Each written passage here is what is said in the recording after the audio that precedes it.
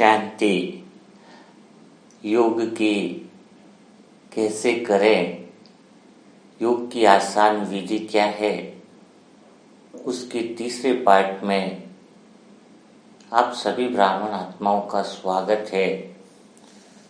आज हम देखेंगे कि आत्मा अपने सत्य स्वरूप में स्थित रहकर मन को कैसे ठीक करे, मन में जो फीलिंग आ रही है उसको चेंज कैसे करे।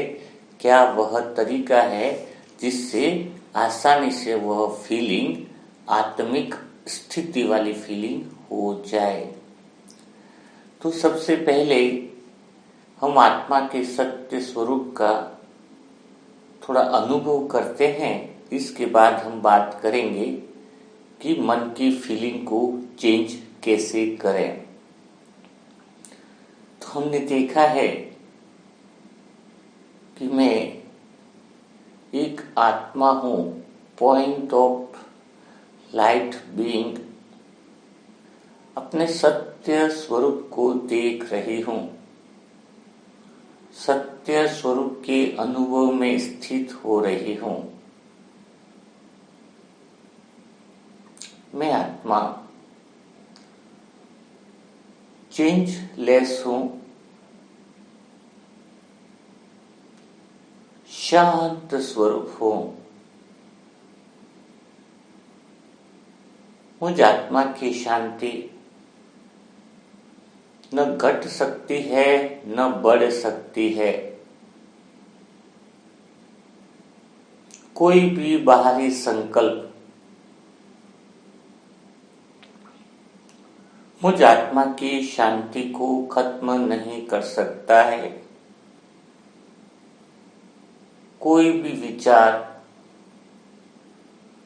मुझ आत्मा को डिस्टर्ब नहीं कर सकता है।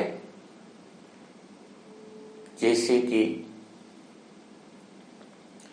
सूर्य के सामने चंद्रमा आने से सूर्य की अपनी स्थिति नहीं बदलती है, अपना स्वरूप नहीं बदलता है, वैसे ही मैं आत्मा सदा शांत हूँ। कोई संकल्प रूपी बादल मुझ आत्मा के सत्य स्वरूप को हिला नहीं सकता है। स्वयं भगवान ने मुझ आत्मा को स्मृति दिलाई है कि मैं आत्मा शांत स्वरूप हूँ। मेरी शांति, मेरा प्रेम का आधार मैं स्वयं हूँ। अब मुझ आत्मा को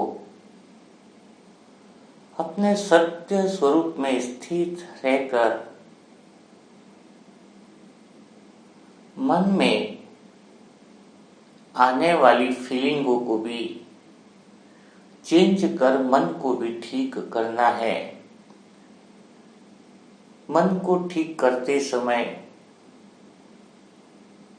मैं आत्मा यह स्मृति रखूं कि मन के मान और अपमान से, मन के सुख और दुख से, मन की निंदा स्तुति से, मन की शांति और अशांति से मैं आत्मा डिटैच हूँ। मुझे मन में उठने वाली फीलिंग से कोई प्रभाव नहीं पड़ता है। जब डॉक्टर पेशेंट से दूर रहकर उसका इलाज करता है, तभी पेशेंट का इलाज हो सकता है। खुद ही अगर पेशेंट बन जाए तो एक पेशेंट वाला दूसरे पेशेंट का इलाज कैसे कर सकता है। तो अपने मन को ठीक करने के लिए हमें अपने सत्य स्वरूप की स्मृति में रहना है। अब हम देखेंगे कि मन को कैसे ठीक किया जाए, मन में उठने वाली फीलिंग को कैसे ठीक किया जाए। तो चलो शुरुआत करते हैं सेशन की, कि मन को कैसे ठीक करें, उसकी पहली विधि, पहली टेक्निक क्या अपनाएं। तो हमें समझना होगा कि जब चेहरा देखना है तो आईने की जरूरत पड़ती है। चेहरे पे कोई दाग लगा है तो आईने से पता चलता है कि मेरे चेहरे पे दाग लगा हुआ है। वैसे ही जैसे ही हमें फीलिंग आती है तो वह हमें देखना होगा। जैसे ही हम कहते हैं कि यह दो लोग बहुत अच्छे हैं, उनका व्यवहार बहुत अच्छा है, तो हमें उसी समय यह स्मृति लानी है कि यह दुनिया जो है वो आईना है। इस आईने के अंदर हमें स्वयं की स्थिति नजर आती है। हमें स्वयं के अंदर होने वाले परिवर्तन को, होने वाले एहसास को अनुभव कर सकते हैं इस दुनिया के आईने से। तो जैसे ही मैंने बोला कि मुझे दो लोग अच्छे लग रहे हैं, या किसी आत्मा ने कहा कि उसको वो दोनों लोग अच्छे लग रहे हैं, इसका मतलब दुनिया को देखा, दुनिया के आईने को देखा और उसने बताया कि दो लोग अच्छे लग रहे हैं, तो उस लोगों से उस आत्मा का कोई लेन देन नहीं है। मैंने चेक ये करना है कि जब वो ये कह रहा है कि दो लोग अच्छे हैं, इसका मतलब यह आत्मा अच्छी बनती जा रही है। यह विचार उसके स्वयं के बारे में बताता है। जब कोई आत्मा कहती है ये 5 लोग बहुत खराब है, मुझे देखते ही बुरे लगते हैं, मुझे इनको देखना भी पसंद नहीं है, तो उन 5 लोगों को न देखो। ये 5 लोग जो अच्छे नहीं लग रहे हैं, इसका मतलब इस आत्मा को बहुत काम करने की जरूरत है अपने ऊपर, यानी अपने मन की फीलिंग पे, मन के ऊपर बहुत बड़ी काम करने की जरूरत है। क्योंकि उसको 5 लोग अच्छे नहीं लग रहे हैं, तो 5 लोग में खराबी नहीं है, इस विचार में खराबी है कि 5 लोग खराब है। तो इस विचार को ही चेंज करने की जरूरत है, तभी फीलिंग चेंज होगी। तो काम बाहर क्या दिख रहा है, वो अपने स्वयं की स्थिति ही बाहर दिख रही है। इसको एक अर्थ में समझेंगे, संसार वैसा नहीं है जैसा तुम्हें दिख रहा है, जैसे तुम हो वैसा तुम्हें संसार दिख रहा है। कुछ बहुत अच्छे से समझना कि संसार वैसा नहीं है जैसा तुम देख रहे हो, जैसा तुम हो वैसा तुम्हें संसार दिख रहा है। तभी तो तुम्हारे लिए जिस व्यक्ति जो बुरा है तुम कहते हो, वो तुम्हारे लिए बुरा है। हो सकता है 10 व्यक्तियों के लिए वह बहुत अच्छा हो, बहुत बेस्ट हो। इसके लिए सबसे पहले हमें संसार को कैसे देखना है वह नजर आ जाए, वो तरीका आ जाए, तो इसी को कहेंगे आध्यात्म, इसी को कहेंगे राजयोग। तो जब हम कहते हैं कि हमें 20 लोग अच्छे लग रहे हैं, इसका मतलब वो आत्मा बहुत अच्छी बनती जा रही है। जिस दिन आत्मा यह कहने लग जाए कि सारी दुनिया के लोग बहुत अच्छे हैं, इसका मतलब तुम पूरी तरीके से अच्छे बन चुके हो, पूरे तरीके से तुम्हारे अंदर चेंज आ चुका है, तुम बदल चुके हो। जिस दिन एक भी आत्मा से तुम्हें शिकायत न हो, हाँ, तो तुम्हारे अंदर की फीलिंग यह बताएगी। दुनिया के सामने जब तुम्हें प्रेजेंट किया जाता है, तुम दुनिया को देखते हो, दुनिया का आईना है, तो तुम्हारे अंदर से आवाज आए, फीलिंग आए कि सारी दुनिया बहुत अच्छी है, किसी से कोई शिकायत नहीं है, शिकायत जीरो हो जाए, उस दिन समझ लेना कि दुनिया को नहीं, तुम पूरे बदल गए हो, तुम बहुत अच्छे बन गए हो। आज दादियों से कोई पूछता कि दुनिया की कोई आत्मा खराब है तो वो क्या कहती? हर एक आत्मा के प्रति रहम दिल, करुणा की भावना, दया की भावना, स्नेह की भावना, है ना। तो उनका मन, उनका फीलिंग सारी आत्माओं को कैसे देखता है कि सब अच्छी है। इसका मतलब वो दुनिया अच्छी है या नहीं वह नहीं बताता। यह विचार इस बात को दिखाता है कि दादिया अच्छी है, तुम अच्छे हो। जिसका अंदर ये विचार है वह अच्छा है, क्योंकि अगर इस तरह के विचार उठने लग जाए, चेकिंग हुई जाए, तो अंदर ही स्वर्ग बन जाता है। स्वर्ग का अर्थ है कि स्वयं के अर्क यानी समझते हो, सेंस, स्वयं के सेंस में स्थित हो जाना, तो स्वर्ग तुरंत ही प्रकट हो जाता है, स्वर्ग तुरंत ही आ जाता है। जिस आत्मा के अंदर इस तरह की फीलिंग आए, है ना। आईना है ना दुनिया, तो आप देखो दुनिया को देखकर आपको क्या क्या फीलिंग आती है। अगर आपको थोड़ी बुरी फीलिंग आती है, अच्छा है वो अच्छा नहीं, ये ठीक है वो ठीक नहीं है, तो इसका मतलब आप आधे ठीक हो, है ना। तो बुरा मत मानना, जो आधा मानता है ना हमेशा कि आधा सही आधा ठीक है, उसको तो मेंटल कहते हैं। तो हमारी कैटेगरी ये हो चुकी है। सत्युग में कुछ बुरा लगता था, सत्युग में मन कितना सत्युग, एवरीथिंग इज ओके लगता था। तो बाहर जो स्वर्ग आपको दिखेंगे कि सोने के महल, ये बाहर दुनिया वैसी नहीं है, तुम जैसा देखना चाहते थे वैसी दुनिया है। तो उस समय स्वर्ग क्यों है? क्योंकि तुम सबको अच्छे से पवित्रता से देखने लग गए थे, तुम्हारी नजरें एकदम श्रेष्ठ हो गई थी, तुम्हारे विचार एकदम श्रेष्ठ हो गए थे, तुम्हारे देखने का तरीका एकदम श्रेष्ठ हो गया था। तो ये पहला काम करना है, चेक करना है खाली समय में बैठकर कि किस तरह की फीलिंग आ रही है। और उस फीलिंग को दुनिया के कंपैरिजन में नहीं देखना है, स्वयं को देखना है कि मैं स्वयं कहां तक अच्छी बनी हूं, स्वयं में मेरा मन कहां तक अच्छा बना है। अपने मन से सवाल पूछने हैं। जब हम मन पे विचार करें, जो मन में विचार आ रहा है उस विचार पे विचार करें, तो मन परिवर्तित हो जाता है। सवाल कैसे करने हैं वह आपको अभी प्रैक्टिस करेंगे कि मन को ठीक, दूसरा तरीका है ठीक करने का कि सवाल पूछना। जैसे ही मन में फीलिंग आती है, कहता है कि कोई मुझे प्यार नहीं करता, शिकायत खत्म करनी है ना। अभी तो हमने ये बताया कि अगर आपको दुनिया के सारे लोग अच्छे लगते हैं तो आप बहुत अच्छे बन गए, लेकिन जब शिकायत आती है मन में कि लोग अच्छे नहीं है, तो शिकायतों को कैसे ठीक किया जाए। मन को ठीक करना है ना, पता तो चल गया, देखोगे तो पता चलेगा ना आपको कि आपको 20 लोग अच्छे लग रहे हैं, बाकी सब खराब लग रहे हैं। जो खराब लग रहे हैं वो भी अच्छे कैसे लगने लग जाए, वही विधि आपको मैं आत्मा बताना चाह रही हूँ।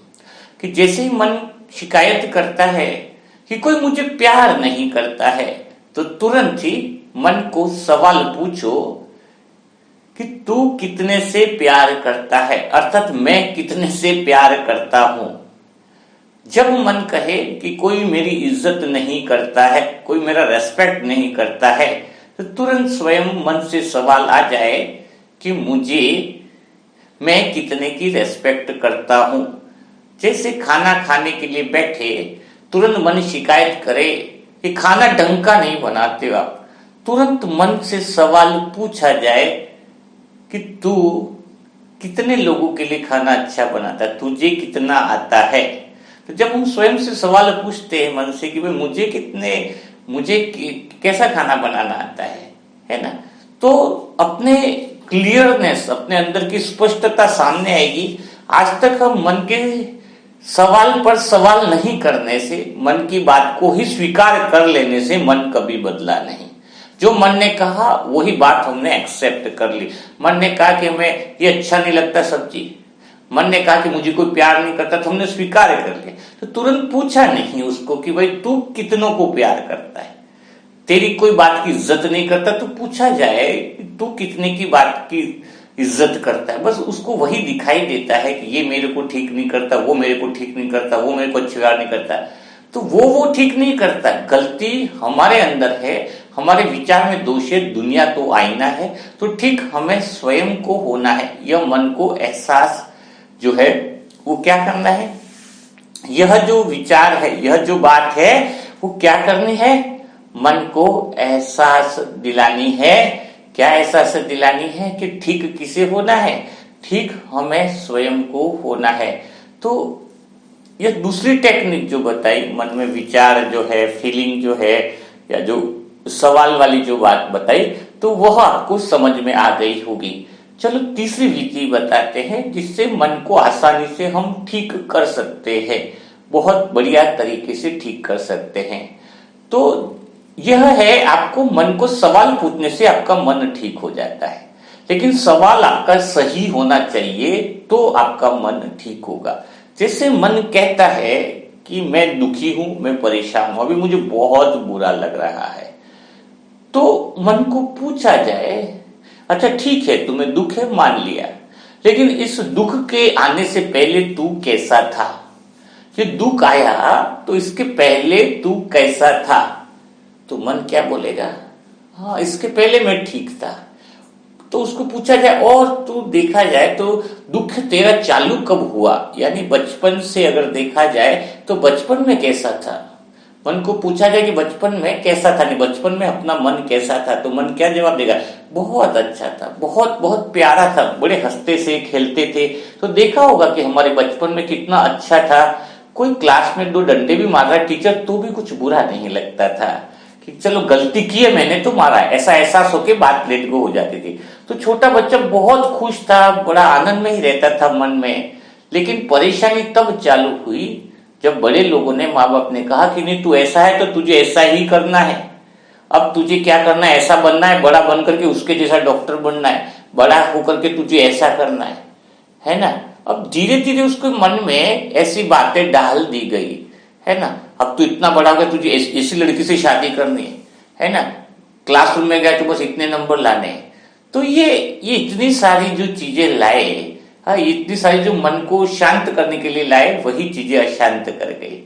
तो क्या बचपन में जब मन ठीक था, बहुत सुंदर था, शांत था, तो मन को पूछा जाए क्या तुम वैसा वापस बन जाओ, उसमें तुम्हें दिक्कत क्या है? बिना काम के बोझ उसके बाद लेते गए लेते गए लेते गए, इतने बोझ ले लिए फालतू, इसका फायदा क्या हुआ? ये करना है, वो करना है, वैसा बनना है, वैसा करना है, उससे मिला क्या? उसके पहले तुम कितना शांत थे, उसके पहले तुम कितना आनंद में थे, उसके पहले तुम कितने मजे में थे। तो जब हम मन को देखते हैं कि मन की उस समय की अवस्था कितनी शांत थी, तो मन को एहसास और रियलाइजेशन दिया जाए कि तुम अभी फालतू के बोझ क्यों ले रहे हो। तो जब इस तरह का सही क्वेश्चन मन के साथ पूछा जाए तो मन स्वतः ही शांत होने लगता है, ऑटोमेटिकली सब चीज छोड़ने लगता है। अब जब प्रॉब्लम क्या हो रही है कि मन की जो इच्छा है वो तो कामना है। अगर मन को कहा जाए कि सामने चलो तुम्हें दुख है, तो दुख की रस्सी जो है पूरी रस्सी है जिसमें एक सिरा दुख का है, एक सिरा सुख का है, लेकिन तुम्हें पूरी रस्सी फेंक देनी है, दुख और सुख लेना ही नहीं है इस दुनिया से। तुम्हें जो शांति चाहिए वो मुझसे मिल रही है, तू ऑलरेडी ठीक है, लेकिन तू इस रस्सी को फेंक दे। तो दुनिया क्या करती है, मन क्या करता है, रस्सी तो फेंक देता है, एक सिरा जो दुख का है, तो दुख वाला सिरा फेंक देता है, सुख वाला सिरा पकड़ के रखता है। क्या कहता है कि 2 व्यक्तियों ने मुझे दुख दिया तो मुझे ये व्यक्ति नहीं चाहिए, लेकिन वो व्यक्ति मुझे सुख देता है, उसको मैं पकड़ रखूं, वो सुख मुझे चाहिए कि वो मुझसे बात करता रहे। अब वो रस्सी तो फेंक दी समुद्र पर, एक रस्सी का सिरा पकड़े रहने से वो दुख जो गया है समुद्र में वो वापिस आ जाएगा, उसके बाद वो रस्सी खींचेगा ना सुख के चक्कर में, तो जो दुख फेंका है वो भी वापिस आ जाएगा। इसी को माया कहते हैं, यानी सुख की लालच में दुख वापिस आ गया, फिर सम्मान की लालच में मान और इसका अपमान हो रहा, तो अपमान की रस्सी फेंक दी, लेकिन उसके साथ में उसने चाह रखी कि मुझे मान मिल जाए, तो एक सिरा वापिस मान का पकड़ने से जो अपमान हुआ है वह वापिस उसके अंदर आने लग गया। यानी कितनी गहरी बात है, कि समझदारी की बात है कि वह जो सिरा है अपमान का वो वापस आ जाता है एक सिरा पकड़ने से। तो हमें जब मानने की इच्छा रहती है तो उस व्यक्ति को अपमान होता है और वो फिर बार बार कहता है कि मुझे लोगों ने दुखी कर दिया, अपमान कर दिया, बाबा मेरी मदद करो, मैं बहुत दुखी हूं, मेरा मन बहुत दुखी है। तो वो दुखी क्यों है? क्योंकि वो मान की चाह रखी। अब फिर बाबा अगर सुखी भी कर दे, दुख को दूर कर दे, तो फिर उसकी इच्छा हो जाती है कि मुझे सम्मान मिले, और सम्मान के चक्कर में जो रस्सी अपमान की डूबी है एक सिरा, वो वापस उसके पास आ जाएगा।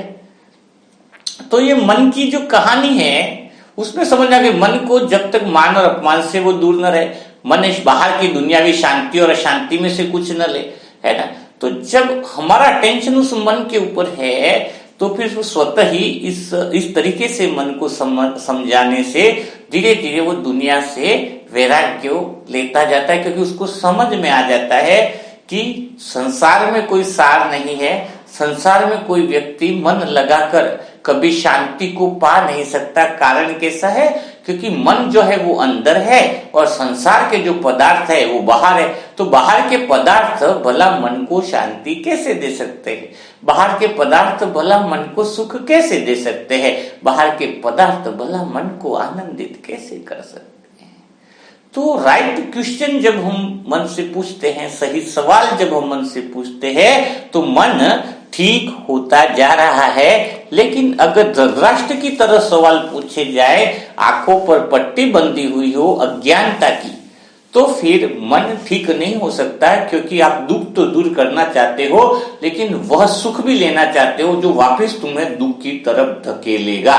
तो भगवान कहेगा इसके दुख हटाने से कुछ फायदा नहीं, क्योंकि दुख जैसे ही हटेंगे वो सुख की कामना करेगा और सुख की रस्सी फिर खींचेगा तो उसका दूसरा सिरा दुख का ही है। यानी जितना वो सुख की कामना कर रहा है, रस्सी खींच रहा है फिर से, तो वह दुख जो उसने छोड़ दिया है वह दुख वापिस उसके पास आने वाला है। इसलिए जब तक ज्ञान का प्रकाश न हो, अंदर आत्मा का सत्य अनुभव न हो, तब तक मन भला सुखी कैसे हो सकता है? जो उसका ओरिजिनल सुख है, जो सच्चा सुख है।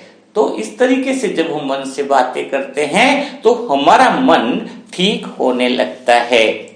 तो अभी और भी बहुत सारी बातों की गहराइयां हैं। इन विषय को अगर आप गहराई से समझना चाहते हैं, क्योंकि यह तो खाली ऊपर का रूप होता है, तो आप हमारे व्हाट्सएप नंबर या व्हाट्सएप ग्रुप से ज्वाइन हो सकते हैं। उसमें प्रैक्टिकल लाइव सेशन भी कराए जाएंगे, अमृत वेला लाइव सेशन प्रैक्टिकल 2 घंटे तक हम आत्मा का रियलाइजेशन करना, कुछ बुक्स भी छप रही हैं। तो बहुत सारा काम सभी, कुछ और भी भाई बहन वो मिलकर कर रहे हैं, और एक साथ ज्यादा पार्ट भी हम डाउनलोड नहीं कर सकते, सबको समझ में नहीं आएगा। तो किन विषय पर गहराई से अध्ययन और मनन चिंतन करना चाहते हो तो व्हाट्सएप नंबर जो है वो हमारा है 7202921969। इसको मैं दोबारा रिपीट करता हूं, 7202921969। तो उसमें थोड़ा प्रैक्टिकल हम अभ्यास करेंगे सेल्फ रियलाइजेशन का 2-2 घंटा वगैरह, तो फिर आपको बहुत इसका बेनिफिट होगा। तो यह व्हाट्सएप नंबर स्क्रीन पर भी है, इस पे खाली मैसेज करिएगा ओम शांति लिखकर। तो जो भी भाई लोग हैं जो उसको संभालते हैं वो आपको कर सकते हैं। अच्छा, विदेश की जो भी भाई बहन है जिन्होंने काफी सारे ग्रुप से जुड़ चुके हैं, तो वो भी थोड़ा सा अपना कंट्री अभी तो बताया था वैसे कि कहाँ से, कुछ लोग बाहर से यूएसए से आए, वो भी बहुत अच्छे कहना। तो उनका टाइमिंग कुछ अलग रहता है, जब लाइव अमृत वेला वगैरह करेंगे तो उनके लिए हो रहा है मूड की उनके लिए अलग सेशन की व्यवस्था की जाए। तो कल फिर हम मुलाकात करेंगे नए सेशन के साथ, नए अनुभवों के साथ।